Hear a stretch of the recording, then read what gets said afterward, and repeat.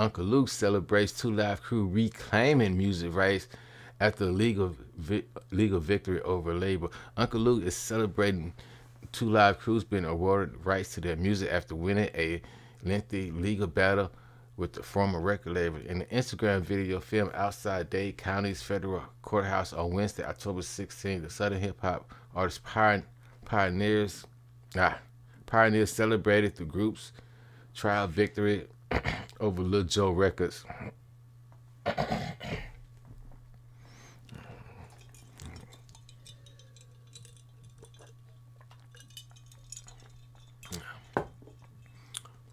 said over the moon that they had reclaimed the master recording copyrights to their catalog.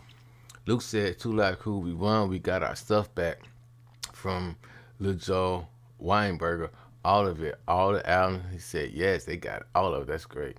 Anyway, so he also posted a photo of him stood next to his legal team outside the courthouse, and he wrote, we are so blessed. I want to thank the attorneys in this case, Mark Ross, Chris Wong, kids who stood hard in the paint, attorneys who believed in the case. He added, the case was about getting back what was wrongfully taken away from us. This morning, I'm so happy for all of our kids, and now they can reap the benefits and the rewards of their parents' hard works. Amen, brother. That's what I'm talking about. So, this is the video, but I think where it's here, it gets down into the thing right here. Okay, so the lawyers brought the rights to Two Live Crew's master recordings out of bankruptcy for $80,000 back in 1995. So back then that was a good amount of money. That was close to $1 million. So that's just under $1 million. That was a pretty decent amount of money. But for all of them though. Now that you think about it, that was kind of a low ball.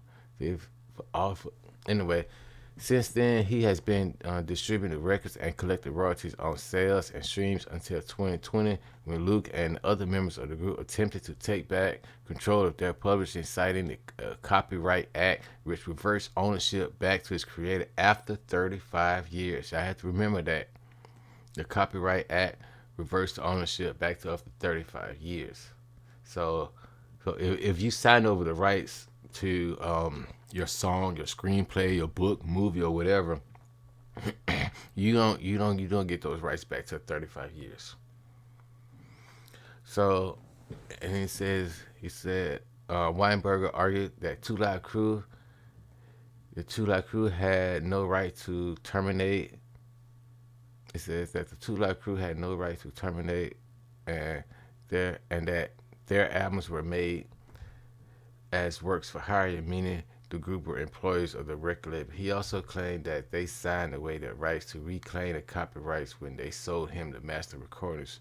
The jury overseeing the cinematic route in favor of Uncle Luke and the Two Live Crew. It says this. Crew had no right to terminate, and that they have.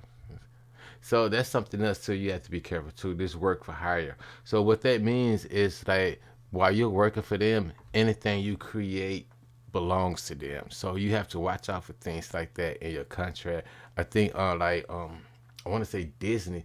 Disney has something like that too, a work for hire. Like so, like in your off time, if you create a character or something like that, you create your own character or something like that, and you put it out there or whatever, maybe on Instagram or YouTube, where you make your own little short, if you hand your own little cartoon short and everything else while you are working or contracted under Disney, if there's something that says a work for hire, that's theirs.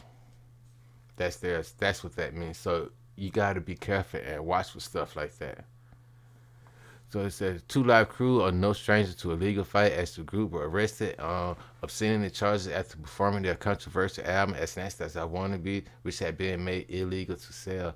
I remember that too. Well, actually, I was going through this. I was looking for like the what was it? The court case, the actual court case, because I guess like I was young then, but I remember I was a teen, but I thought, because I remember them like doing that thing where they was like banning albums and stuff like that. Sorry, and not just them, because they was also banning Easy E and guys like those, NWA, Ice T, Ice Cube, all those guys. You know what I'm saying? They was just breaking them albums and stuff like that. But anyway, um, there was a court case where I want to say yeah, cause I was under the impression, I could be wrong, but I always thought that Uncle Luke, that this court case, as far as the obscenity charges, because I think he did go to the Supreme Court, and I think that's the reason why you have the parental label um, tags on albums, CDs, and tapes and whatnot. But yeah, so yeah, like Uncle Luke, he literally, I want to say he fought the Supreme Court. Like I said, I was looking for it.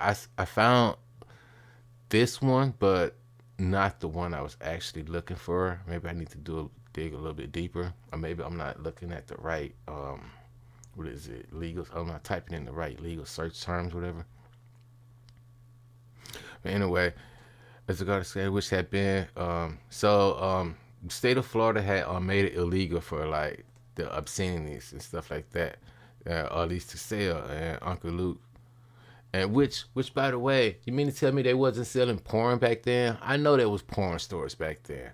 I know for come on man. Anyway, which had been made illegal to sell. Uncle Luke and the rest of the group, which comprised of Mr. Mix and the late Fresh Kid Ice and Brother Marquise, were eventually found not guilty on the point of freedom of speech. Luke also flirted with the idea of entering politics despite his controversial history. I think that'd be good. If he entered politics, I think well it depends on what he needs. He needs to look into like I don't know. I want to say like make laws into fucking something with like streaming. Like I don't know. But do we want the government? Hell yeah. Do we want the government to get into streaming though, and all that, make laws and stuff like that? But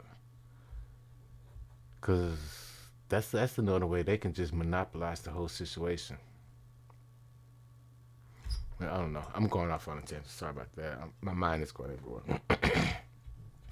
So he explained to the boardwalk earlier this year that he was interested in getting involved in politics. I'm leaving my I'm living my idea, and I have the opportunity to bring something back to the community and get these. He clarified that these include all these crazy Republicans who want to divide us. So clearly, he would be running as a Democrat.